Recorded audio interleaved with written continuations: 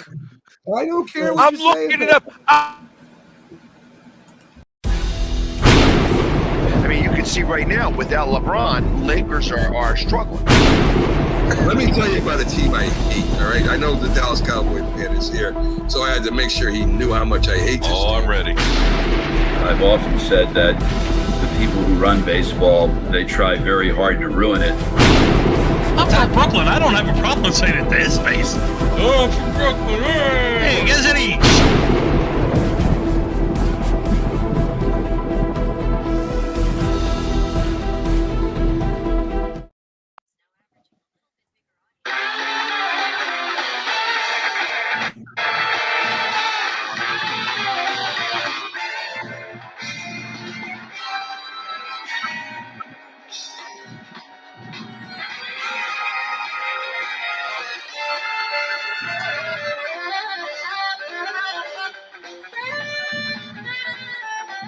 Welcome to Hump Day on Northeast Streaming Sports. We're live here on Northeast Professional Sports, as a matter of fact. Whether you're a panel of hosts, I am Mac. You have James Martin, the J Train, of course, Sonia, Our Lady in Sports. And down below me right now is the Philly sports guy himself, James Pagai. I think I'm saying it right. Pagai. You killed it. That was wrong. So bad. Tell everybody your name, Pags. So we can Paye, like yippee-yi-yo, paye. Yippee-yo-yi-paye. There you go. So anyway, we're here. We're going to be talking about stories behind the big stories in sports. There is quite a bit of stuff out there. We really don't give you scores and updates on the score on the show. We kind of talk about the stories behind the scores and that. So let's get Ohtani out of the way. And Shohei Ohtani, of course, gave his press conference. He says he didn't know anything about this. He was shocked that his interpreter went and, he stole money from him, which is 180 degrees opposite of what he originally said. Originally, he said he helped pay this guy's bills, right? So he knew about it. Now he's shocked. I know Pags has been covering this to the T on Coast to Coast. And Pags, I don't know whether he bet or what's going on with the Dodgers, and that's a whole other conversation that we'll get to. But it seems like he knew when he says he didn't know now. Well, there was a report that the bookie was saying that Shohei Ohtani was his client. Now, he never spoke to Shohei. And he didn't really talk to either one, like not Matsuyama or Shohei, either way. And he didn't really care. He just kept saying that Shohei was his client because of the money that had to get paid. Okay. That there were numerous times where millions of dollars got paid, going in both directions. There was a $10 million bet made on a 6-leg parlay that covered, with Shohei being part of giving up 6 runs that day or something like that, or under 6 strikeouts and such, all of which covered. It's a very interesting thing, I think. Well, I'm not going to be like you and say, no way. I got to look at it. I'm not going to be that. I'll take you at your word, Pags, and say, okay. I have the links. And I looked it up. Here it is. Here's what it is say about this. Or you want to wait for a minute? No, go ahead. All right. The women, because of Caitlin Clark, are averaging 981,000 viewers per basketball game, that they show on TV. The men are showing are at 946,000, per basketball game. They show 3 men's basketball games to 1 woman's. Okay. So the men are much higher in the ratings. However, per basketball game. And if you total up the total views, what they said was it was 12 million versus almost 10 million. If you total up all the views in the series, because of They, Caleb. they didn't. No. Stop. Yeah. That is taking these numbers that somebody did on March 5th before March Madness really began, Okay. and did it for per game shown on Fox TV. If you average it out for a lot of games, that comes out. If you average that out for the tournament using these numbers, Right. that would be, then it would show 12 million to 10 million. However, these numbers aren't true. If you look at the Nielsen ratings for the men's basketball in comparison to the women's basketball, the men's are rated higher. Well, Much higher.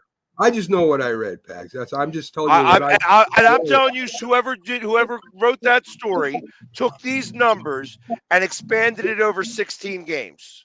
and that's possible. That's fine. And I would imagine the ratings are higher now that it is the March Madness, because there's more but people. no, the men are doing much better than the women when it comes to the NCAA tournament. When it comes to the NCAA tournament, I don't know about that. I'm just telling you what I read. So it is what it is. So let's get back. So I'm lying.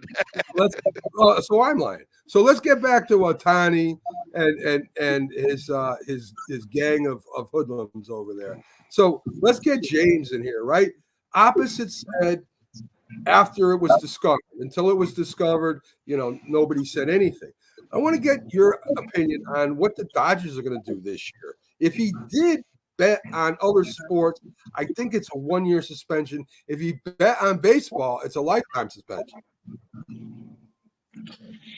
I mean, if according to what Pags is saying about them actually bet, Pags, did you say they bet on actual baseball? There's links that are saying that they bet on baseball. There was somebody who did a little bit of research and found that there was a 6-leg parlay that dealt with Ohtani specifically in 3 different areas. There was a $1 million bet made for him to lose a game and give up. It was Atlanta minus 3.5 runs and over 11. And Ohtani's numbers that day were like horrible, and he went 0 for 3 at the plate. Well, and then there was a game against Houston specifically that had a 6-leg parlay. Houston had to win by 2 runs. They had the over had to be 6.5 or like 5.5 runs. It had to be under 6.5 strikeouts for Ohtani, all of which hit. That came to this bookie specifically from that Ohtani account. Well, if there's any credence to that, I wouldn't be surprised if because of the quick 180 that they did to say that he wasn't covering for him, but he actually didn't know anything. That seems a bit odd. Honestly, it seems like someone, either his lawyers or somebody else who had better knowledge and wisdom of how to handle a situation like this, pulled him aside and say, no, this is the direction we have to go. And to now, at what I just read not too long ago, they gave all the information out, but they wouldn't give information in regards to the questions regarding who they spoke to, what type of authorities they spoke to or released or made the call to. So that's kind of odd as well to keep that quiet and hush.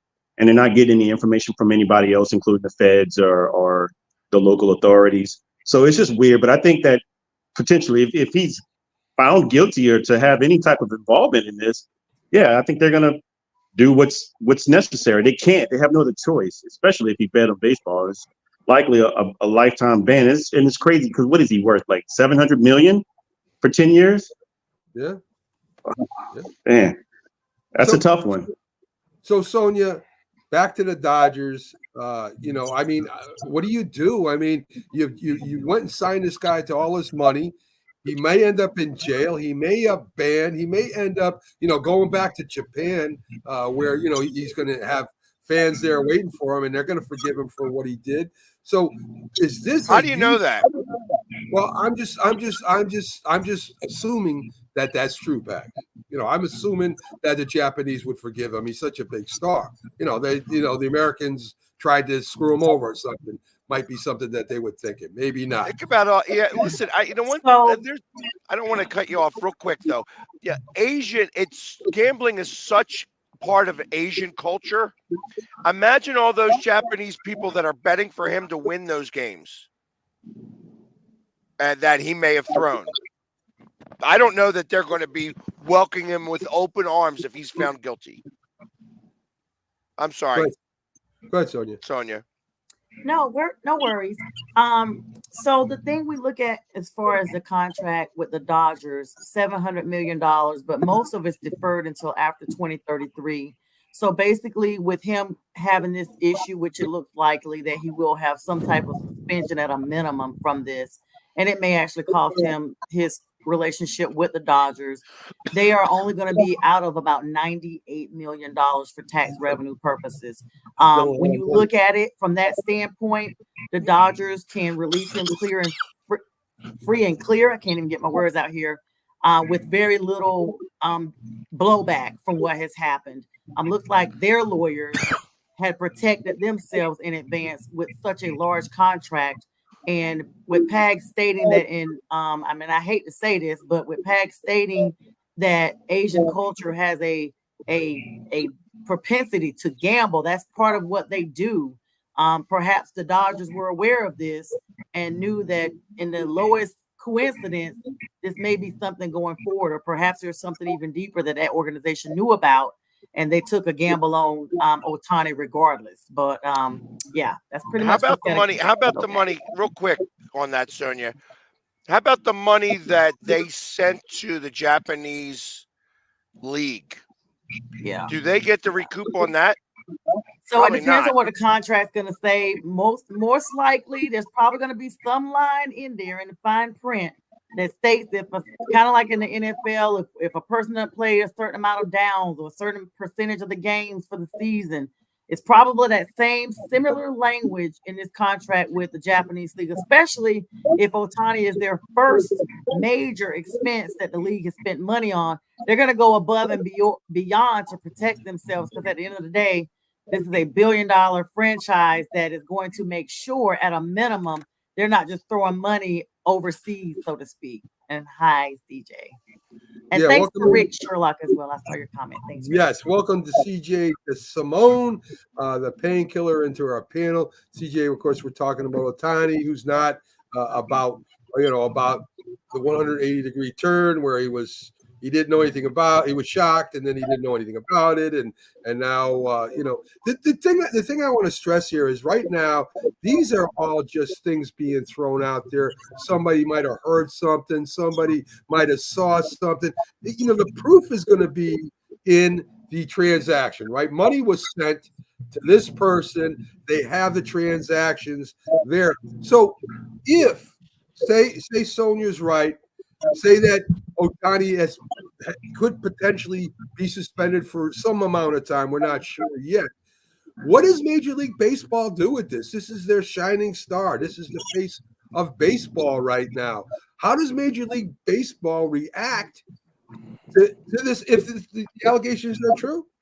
What do you think, CJ? Well, if this ends up being true, then there's some protocols that are going to need to be put in place in regards to sports gambling and MLB players and their associates and teams and so on and so forth, that the union's going to have to stop with the infighting, okay? The owners are going to have to stop with their garbage, and everybody's got to sit down at the table, and they got to figure it out, because it's only going to be a matter of time before an umpire ends up being on the take, or in basketball, a referee starts being on the take, or whatever. So just the thing is that for Ohtani to just outright deny it when unfortunately his fingerprints are currently on it, then it's gotta, there has to be some consequences. I would agree. I would agree. And Robert, MLB will cover this up and nothing. It's uncoverable right now. I mean, No, what they is couldn't. it? They Yeah, couldn't cover this with a bed sheet, dude. No, This it's is not going away. it's not all going away. set. It's not It's going all away anytime set. soon. And James, I imagine the feds, we're not going to really know anything until the federal investigation is over, which may take a year or more. I mean, so Shohei Ohtani will probably still be permitted to play as long as they're investigating. Do you think the feds are talking to the owner, the front office, the players to see if they heard of anything, or whether they were, they could bet on teams with Ohtani? I mean, there's got to be, they've got to be talking to all these people. They're going to be turning stones all over the place. The feds have a rep of getting 98% of their people. Usually it's just a matter of time. It's not when, it's not if, but when. So they're going to find out. And so yes, they're going to be talking to everybody. It's going to be uncomfortable in that building. Just a lot of things, a lot of people are going to be like, having to spill beans, talk about things they probably don't want to talk about that usually you keep within the locker room. So you got to talk about things that probably will get out if this comes out, to court. There's a lot of things that, you keep in house, a lot of personal things that's within the building that may not have anything to do with this. This is going to come out. So yes, I think the feds will make things very uncomfortable and speak to everyone in that building and in the league as well. So Pags, the interpreter himself, I mean, we know he lied about his resume, where he went to school, who he was interpreters for now. That's all come out now because they've been investigating him, of course. I mean, are they going to just send him back to Japan and let them worry about him? I mean, are they going to try and sentence him and put him in prison here first? There's nothing that he did that's illegal. Good point. So it's not a matter of that. Everything that's going on right now is circumstance. Wait, is it not illegal? I mean, I thought the state of California. He's allowed to gamble. I mean, it's a state of California. California may want taxes on that money. You know what I mean? But truth of the matter is that what he's done is not going to land him in jail. He's making the bets. He's not the bookie. You know what I mean? So if he was the bookmaker, it'd be a whole different scenario. But let's welcome in Keith Engel from TGI Sports just in time because I want to start talking college stuff and get off this the Ohtani train here for right now. So Keith, me and Pat kind of went back and forth with this. I think we're kind of saying the same thing, different ways. The women's basketball, it seems like March Madness, they're actually more popular right now than the men's college basketball. You have Juju Watkins, you have Caitlin Clark, 2U superstars, and it doesn't seem like the men's basketball is pushing their stars like the women's is. I mean, we have a center in Purdue, maybe the first round draft choice. I don't know his name unless I Google it to find out what his name is. So it just looks like women are doing a better job promoting their stars than the men are. I'll agree with part of that. Yes, they do a great job of promoting the stars and the faces of the game. Are they bigger? Are they more popular than the men? Sorry, no, they aren't. They're a big deal. They're here in Albany playing. Caitlin Clark is here, and South Carolina will be here. You know what? Yeah, I'm sorry, Keith. Change your microphone. Oh, you know what? We can barely hear you, and it's a big echo. Hang on 1 second. I think I thought it was me. Hang on 1 second. Okay. So, am I better? Yes, there we are. All right. Sorry, my bad. I was fooling around last night. We had some issues with my audio on the show, and I never changed the settings back, so I apologize. That's fine. What I was saying before I so rudely interrupted myself is my fault. No. It's my fault. I agree and I disagree. Yeah, the women, they do a great job of promoting the faces of their game, and Caitlin Clark and others and the teams. But Are they bigger than the men? No, they're not. I mean, just look. You'll see when the TV ratings come out. You'll see when TV contracts are signed. It's just not so. The arenas won't be chock full till you get to the Final Four. It's a good game and it's a popular game, but it's no way close to where. Are you trying to tell me for Final Four the stadiums won't be full? Especially I didn't say that. I said until this Final Four they will not be full. Yeah. Okay. So from what I read, and I said I think me and Pags were kind of saying the same thing. Right now, as we're talking right now, the women have 12 million views on what they're doing right now. The men have 10 million views. That's not what it said. I would like to see the source. There's about a 2 million, not a big separation, but there's a 2 million view separation right now from what I read this morning. So again, I'm not gonna say yes or no because I didn't see the article. I'll Google the information. I find it very hard to believe that there is a 2 million viewer difference. Women. And what I found, Keith, done on March 5th, that during the time of games shown for specific games, the women basketball games were showing 981,000 viewers, and the men's averaged 946,000. That's still, and that was the average for games before March Madness.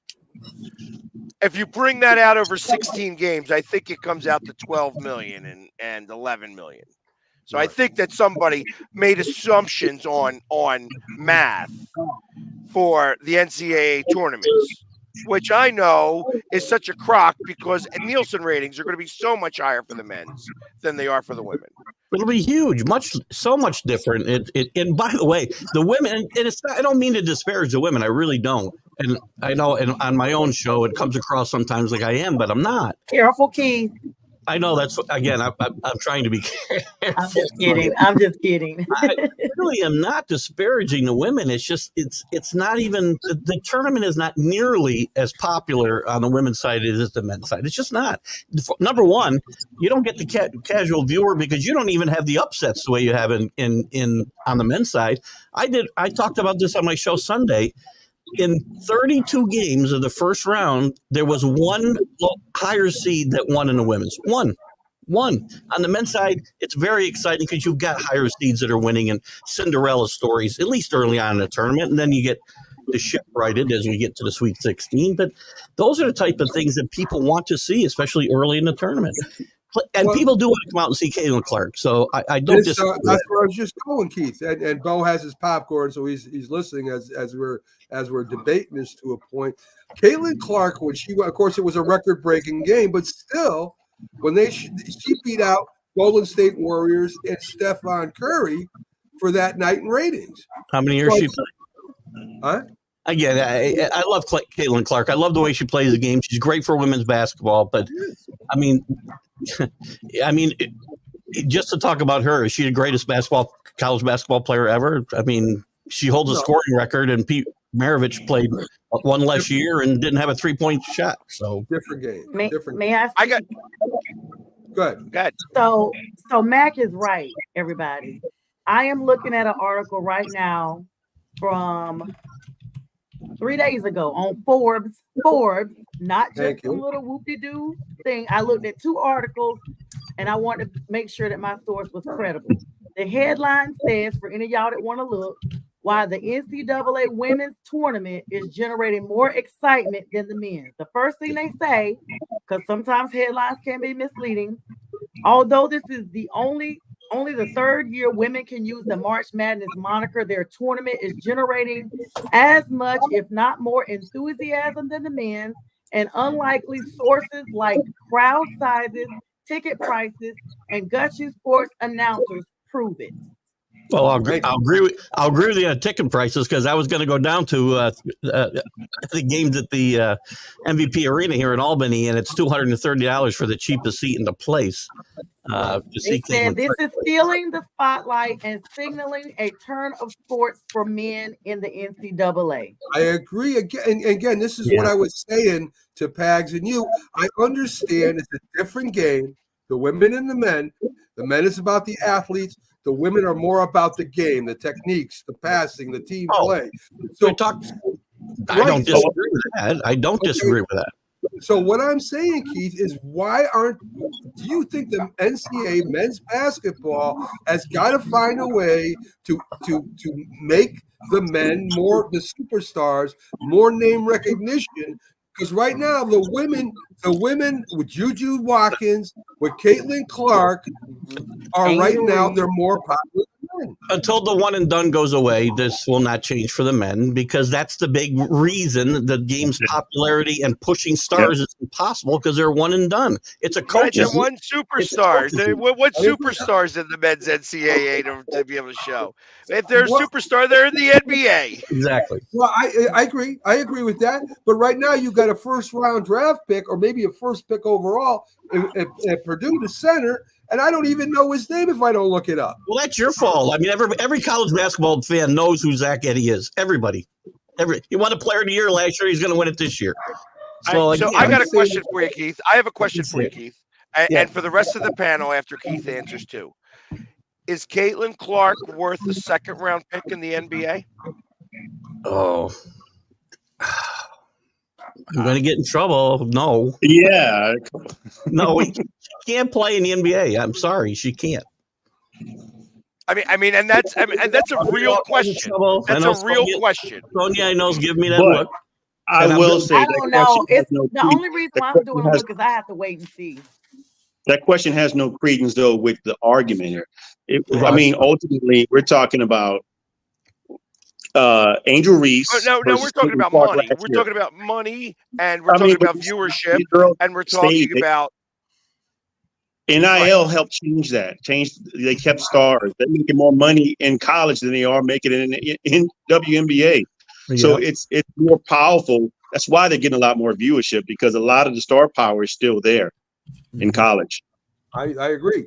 And, you know, the NBA, I just read where the G League is now not going to be happening next year. So teams in the NBA are gonna no. have to The make- G League Ignite. The In Ignite's not Vegas. happening. In Vegas. Yeah, the Not NBA the whole G team League. is not happening. Yeah, The no, G League is just still Ignite. intact. The Ignite is where the guys that don't go to college go to play.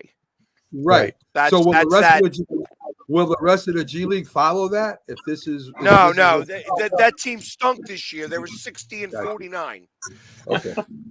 All right. or 6 and 49 out of 54 games. So it was Gotcha. like Gotcha. terrible. Gotcha. That's bad. So of course, the big question in the NFL right now, the Pittsburgh Steelers, is Justin Fields or Russell Wilson. Who starts? How fast does Justin Fields get in there? Does Justin Fields start? I mean, I think if the Steelers knew they would get Justin Fields for a 6th round draft choice, they might not even taken Russell Wilson. They might have just took Justin Fields, CJ. So, I mean, if you were the coach of the Pittsburgh Steelers, opening day, say the training camps are similar, who do you put at starting quarterback? Do you put Russell Wilson or do you put Justin Fields? You put Russell Wilson at quarterback. And the reason being is because I actually mentioned this last night on Sonia's show, so I invite everybody to go and take a look at it. Great. The Pittsburgh Steelers need to take a page out of the New York Giants playbook. Russell Wilson needs to play for the first half of the season. Justin Fields needs to sit. You turn the keys over to the kid, and if Justin Fields is going to be your long-term answer at quarterback, that's what you do. Because that's the proper way to develop a quarterback. The problem is, everybody in the NFL thinks you take a kid, you shove him in a microwave, you hit 2 minutes, and when the bell goes off, then he's going to come out, and he's the next coming of Johnny Unitas. We need to stop with that. We need to go back to the old ways of actually coaching and developing quarterbacks. Take it from a guy who roots from a franchise whose last legitimate developed quarterback was named Chad Pennington. All right? Okay. If All right. you're Yeah, the listen, Steelers, this is what you do. listen. I agree. I would start Wilson too if he gets injured, or if he can't do it, then I put Justin Fields in. Justin Fields though has had an injury history. Right, he's been injured a couple times since he's been playing. So if he gets injured, you got Russell Wilson. So I mean, Fields, James starting, Russell Wilson backup, maybe. What do you think? Nope. I think what everyone else said, I think Russell Wilson plays. And why not even go a little further and take a page out of Sean Payton's playbook with Taysom Hill? Allow us not to use him for tight end, but to maybe utilize him because, I mean, he's got legs. He's got wheels. Yeah. So why not have an option of running, maybe, threat of running, a play or two here and there come in and allow him to play while Russell Wilson is starting. I mean, don't just let him sit on the bench. I mean, he's a weapon. Okay. I would say use him in that direction until it's time for him to play. El Capitan Rafuco, welcome to the show. I guess he's a new listener, haven't seen him before. Robert Wardell, it doesn't matter. Tomlin's getting his first. He's not getting his first losing season. The Steelers are too good to have a losing season. They might even challenge for first place this year if everything goes right. Let's see. There's speculation they trade Wilson. Ain't happening. Why would you trade a quarterback that only cost you $1 million something? I talked about that on my show, that they may not, it came out that they may not even let him play a down. That's possible. We have seen quarterbacks hit out of the gate, so there is precedence. Very rarely does that happen. A lot of the greats couldn't hit it out of the gate. Peyton Manning, there's quite a few of them that couldn't hit it out of the gate. So while you do have your CJ Strouds, you maybe have 5 or 6 that don't make it at all. So they end up being busts, as a matter of fact. So that's not really true either, Robert. So Pags, I haven't heard your opinion or Keith yet. Who would you start and why? Go ahead, Pags. Oh, okay. Well, I'll defer to myself then. Listen, Russell Wilson is going to get the first shot at this job, but I'm not convinced he will keep it. I mean, his numbers look really good, but if you watched him play last year, the eye test doesn't really match the numbers that you see on paper. There's a reason Sean Payton, and I've talked about this, whether you like how he treated Russell Wilson or you don't, there's a reason that he washed out there. He didn't fit the system. He's not as athletic as he used to be able to do the things and improvise the way he did in the past. And I think Justin Fields will beat out Wilson at some point. Whether it'll be start the season, I don't know, but Fields will be the quarterback there in my mind sooner than later. Okay, Pags, what are your thoughts? I don't think that Wilson ever gets on a field again. I'll be honest. I think that's what I really believe. I feel that it's going to just be Justin Fields is going to get there, and I think that Russell Wilson is done. And I think as a $1.5 million quarterback, I don't think they care. I mean, Pittsburgh is going to get behind Justin Fields because he's hell and gone better than everything else they had this year. So, and they have a terrible offensive line, and that's the biggest problem. So you can put Russell Wilson behind that line, and he's going to look like crap because he's going to be on the ground all the time. So that means if they have a terrible offensive line, sorry to cut you off, but so did Chicago, and we saw how that went. Well, that's what I'm saying. Better weapons on the outside. I mean, I think it's going to be about the same. They have a better defense in Pittsburgh, and that's what's going to give him the 9 to 10 wins. Listen, if you have your quarterback win 2 games, that's 2 more games than you had your last trio of quarterbacks win you. I think the Steelers have a pretty good running offensive line. Their passing offensive line may not be that good. They're big and they're physical. They like to run the ball. They like to play action pass. That's right up Russell Wilson's alley. That's where he thrives. That doesn't make any sense. Yes, that makes total sense. Yeah, he thrived 6 years ago. 7 years ago. Let's be for real. He ain't been that good for 5 years now. 5. He had a pretty good year, Pags, last year. He really did. I mean, to be honest. Thank you, okay. Keith. Thank you. Okay. No, he didn't. But I mean, the numbers, if you just look at the numbers on a piece of paper, they look good. But you watch him play, and you can see him extending plays and busting plays himself because he wasn't.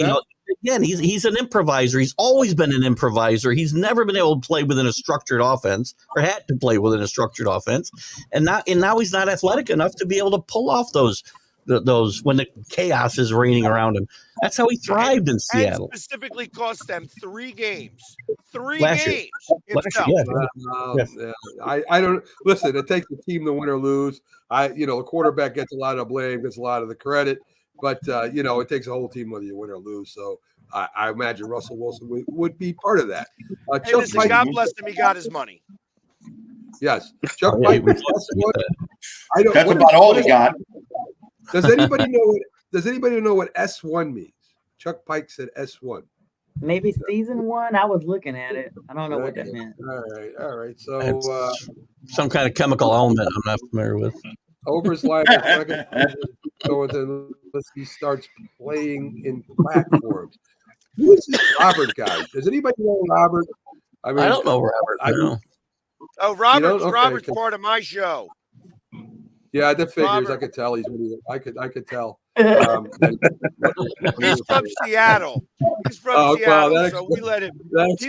He has no idea about baseball either. So. Okay, that explains a lot. I don't know what the hell he's talking about. He's got his. Hey, forget about it.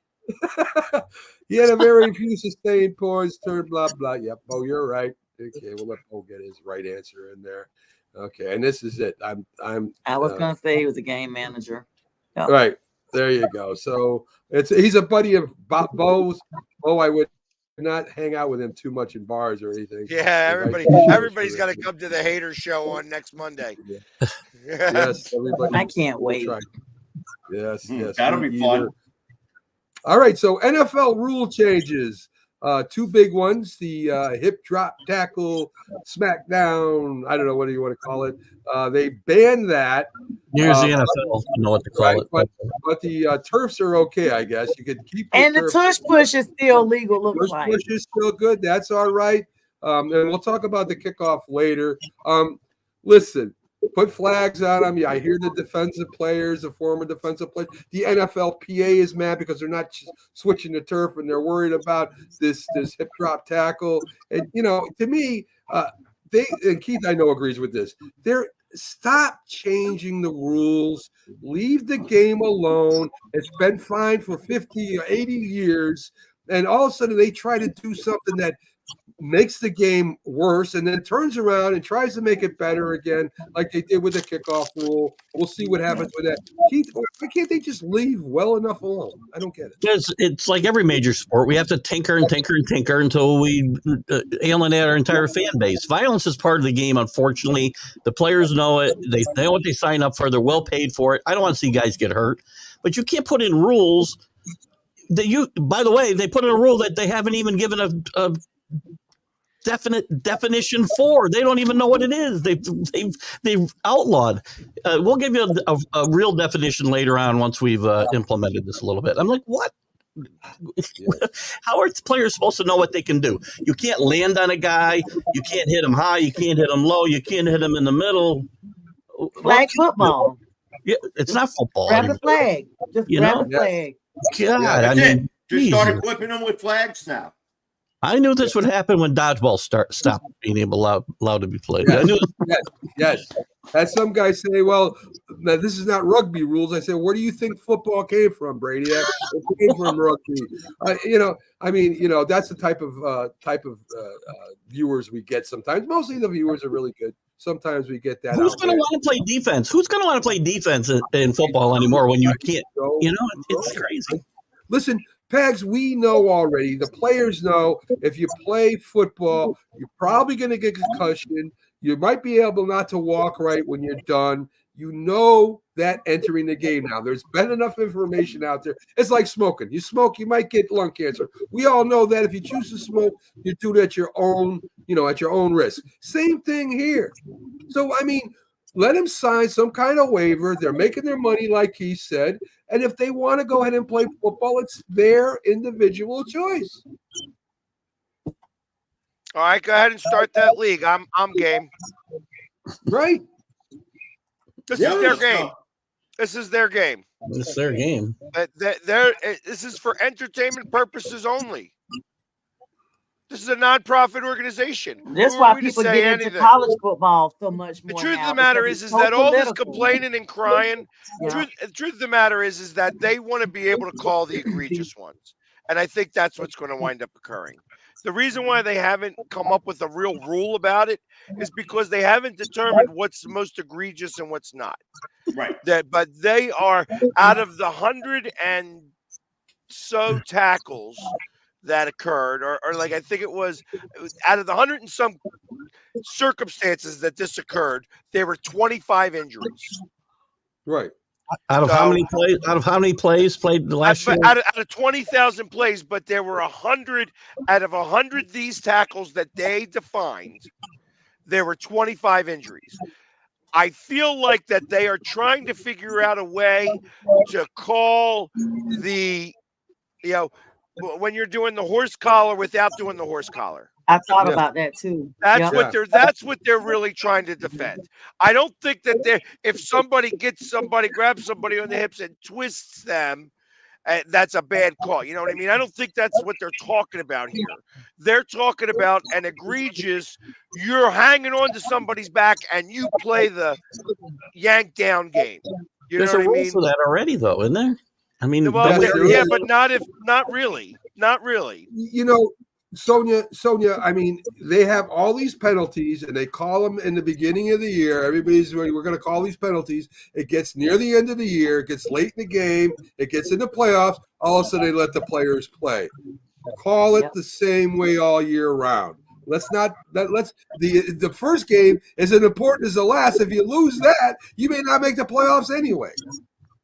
Yeah, there's always issues with officiating. We saw it in the Dallas and Detroit game where we felt like Brad Allen and his officiating crew gave deference to the Cowboys. And I mean, I was one of the fans of neither team, but just a fan of the game. And I felt like, wow, like it's clear, as what we're seeing in the audience, they always try to say that the field looks different.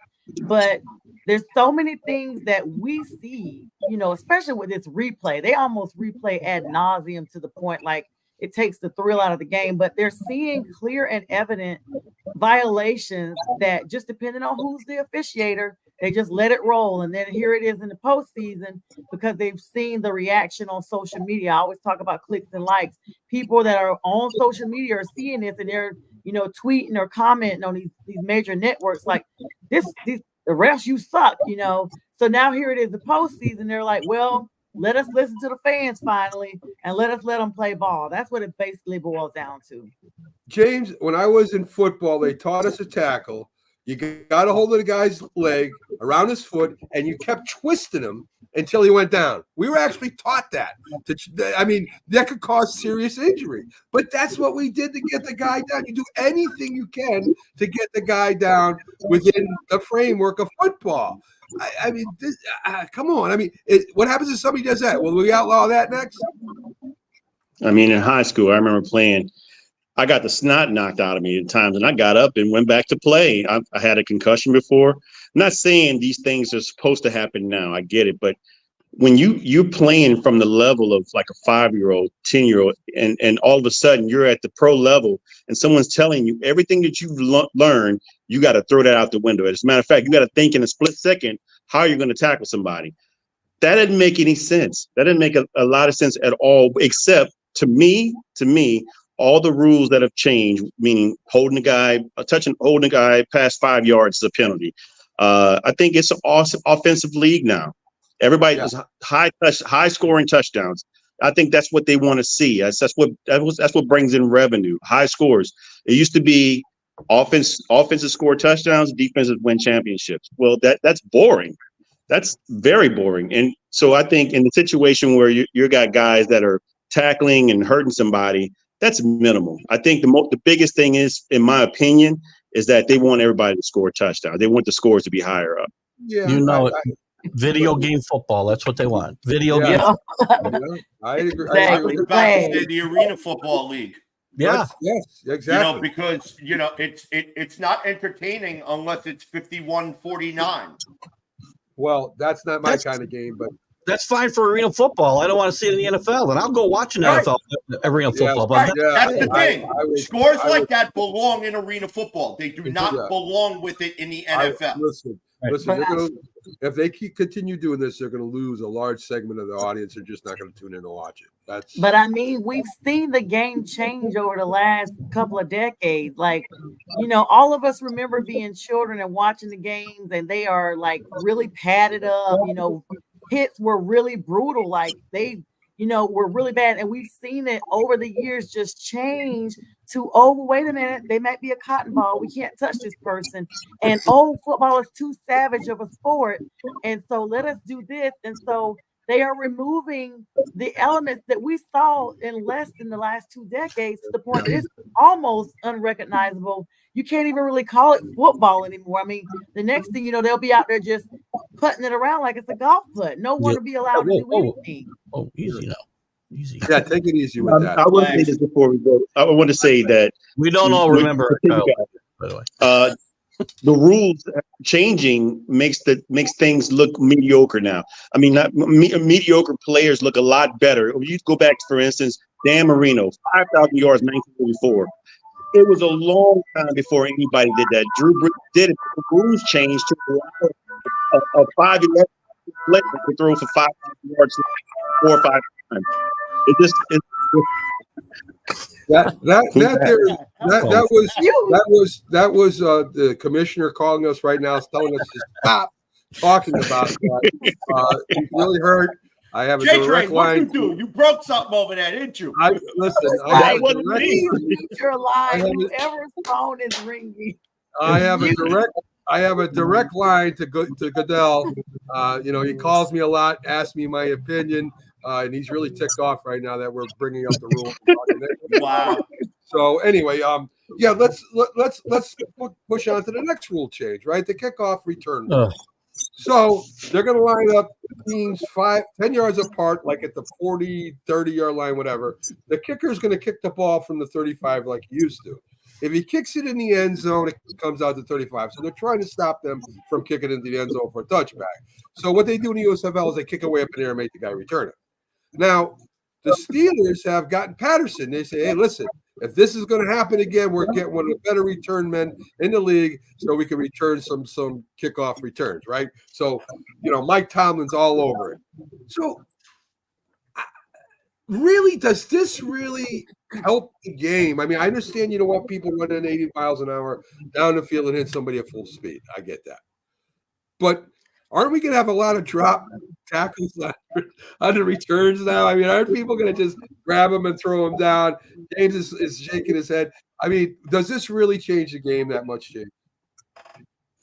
I think the only thing it changes is allows special teams to keep their jobs, because it was going to go away at some point. That was about it, because it was becoming redundantly boring. I mean, it was so more. It was the most exciting play in football too at one point. Yes.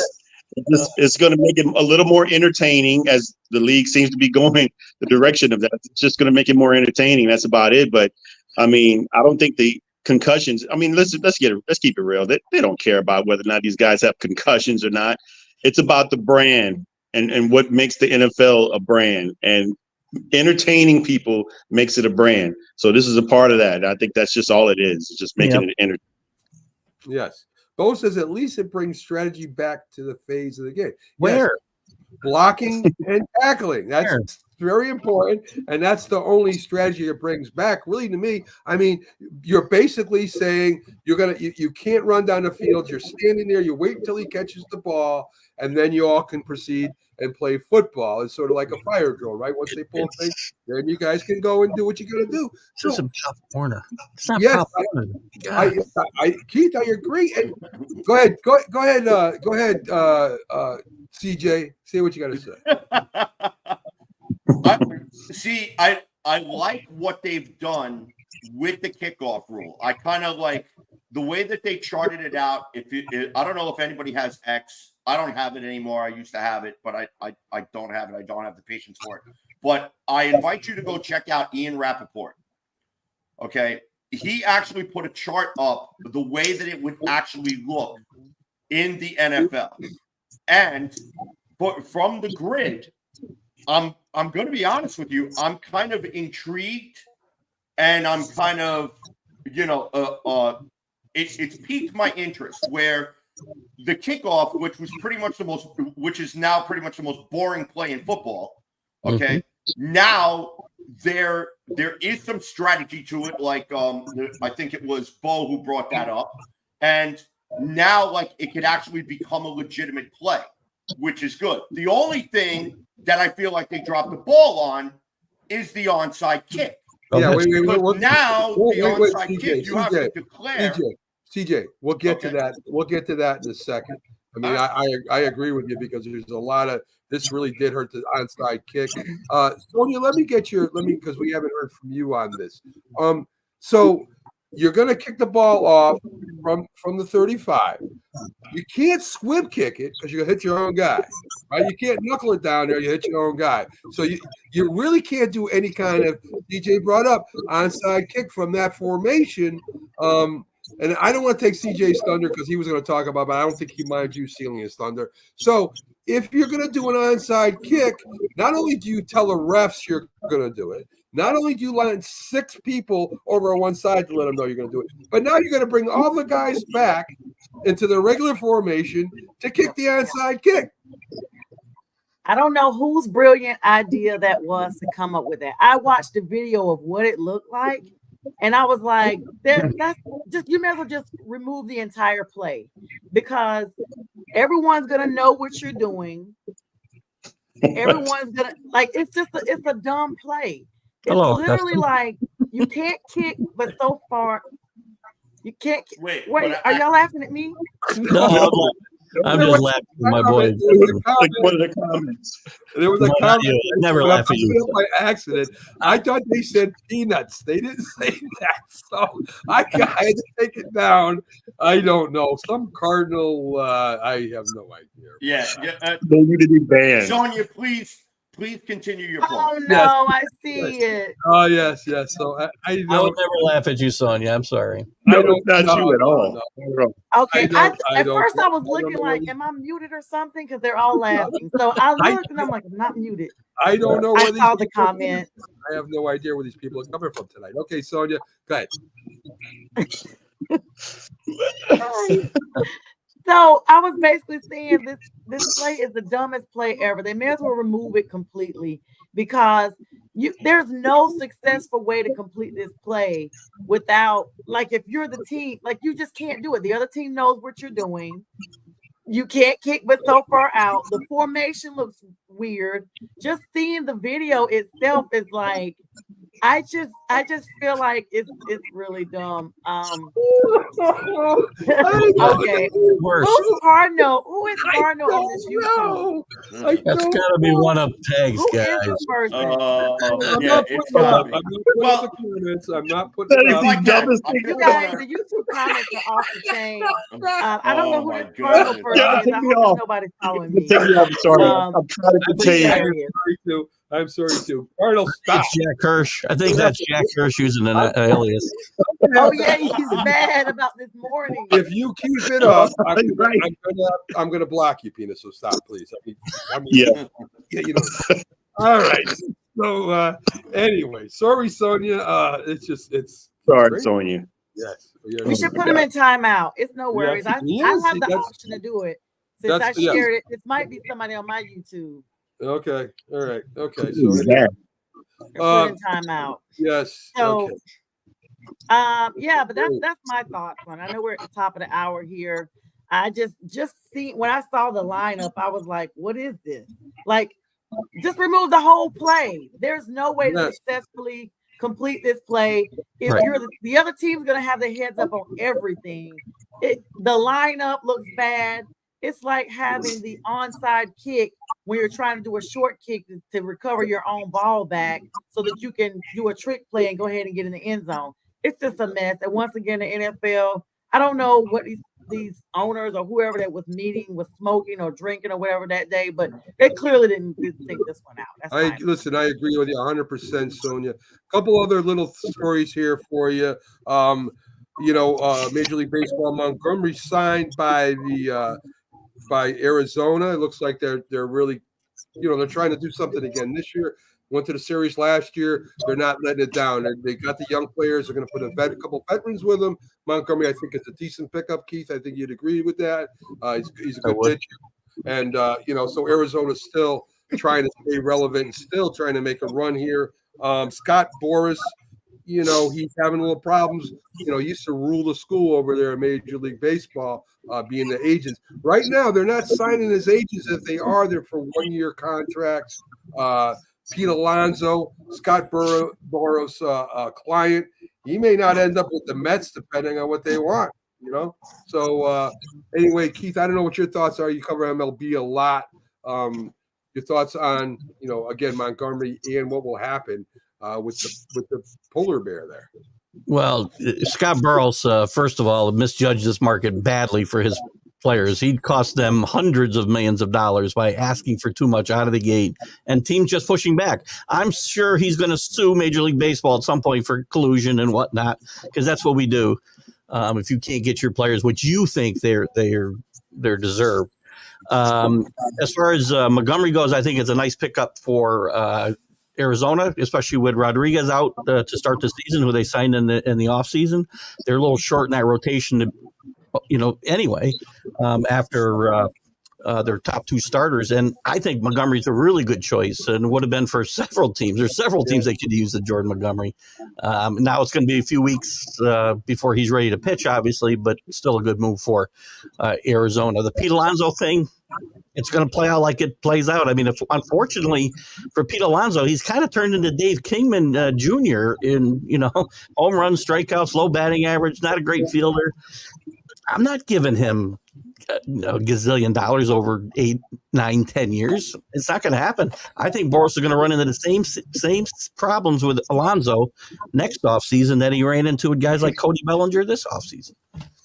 I agree. Listen, he's a average first baseman, has some power. I mean, I should say he has power. Quite a bit of power, right? I mean, he's going to get you 30 home runs at least on a bad year. So, I mean, I'm just glad to see they're starting to keep some of these agents in check instead of them kind of running baseball. That's interesting to me. Yeah. So, that's about it. And just real quick, every time they try to get salaries in check, they get accused of collusion, and we end up in court. So there was one thing I wanted to go over with Sonia. Of course, they signed a contract here with what's his name, the defensive end there that was hurt for Baltimore. Jadeveon Clowney? Yes, the clown. They signed the clown. Listen, we're happy with the clown, okay? He's not a clown with us. All right. In place of, I guess, Burns, the older version. They knows some clowns. Yes. Yeah, so, there you go. So anyway, folks, from the panel here, Pags left early. I think he was just mad at me because I was right. I think that's why he left, but that's okay. Because I looked up that article. Yes. So Pags just kind of checked out on me. But from the rest of us, James will be with me on Friday. Sonia's up tonight. I think he's up tonight too, if I'm not mistaken. We do. Yes. Yep. Weapons Hot. When's your next show there, CJ? Sunday night, 10 o'clock. Sunday night at 10. So everybody tune in for that. Weapons Hot Mission Brief. And a great show. Anyway, and we have J&B Talking Shop on the YouTube side. We run a bunch of shows at once. Give you your pick. That's how we are. And so Byron will be there with another ex-NFL football player. He keeps bringing you the stars of football past there. So he'll be interviewing them there. And like I said, just stay with Roku, guys. That's all you got to do. We are now broadcasting overnight. Mac and Jack, Sonia, Keith. We're all doing in the morning hours for all those guys that work all day and want to see the Roku shows live. So we'll be doing that also. All right, guys, have a great Wednesday. Hump day for everybody. We made it over the hump, and we're going to Thursday. Have a great night, folks.